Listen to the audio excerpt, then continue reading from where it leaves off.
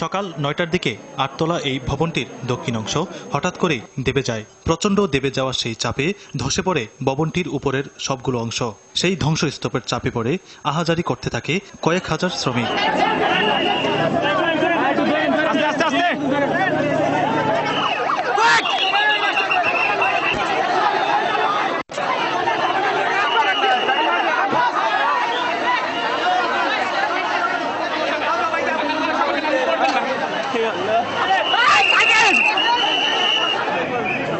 শ্রমিকদের উদ্ধারে police, RAB, দমকল বাহিনী ও বিজিবি সদস্যরা কাজ করলেও প্রযুক্তির অভাবে উদ্ধার কাজে সমস্যা হয়। যতগুলি আমাদের রিসোর্স আছে সেগুলিতে আমরা কাজ আমাদের সব আমরা এখানে এমপ্লয় করেছি।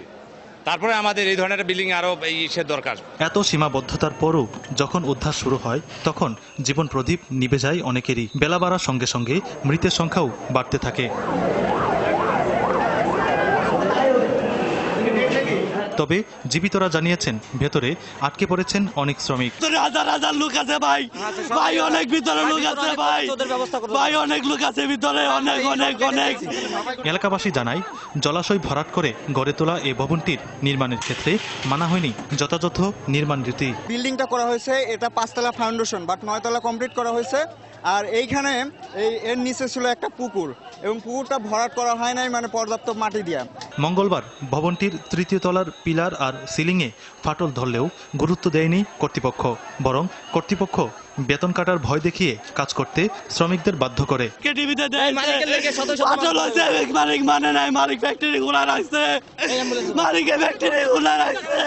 এদিকে স্বরাষ্ট্রমন্ত্রী সেখানে পরিদর্শনে গিয়ে দোষীদের শাস্তি দেওয়ার আশ্বাস দেন।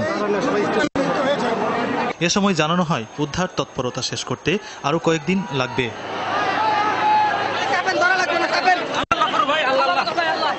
কর্তৃপক্ষের অধিক মুনাফা লাভের আশা আর অসাবধানতার কারণে বারবারই ঘটে যাচ্ছে এমন মর্মান্তিক ঘটনা, আর প্রশাসনের উদাসীনতার কারণে রোধ করা যাচ্ছে না এইসব মর্মান্তিক ঘটনা।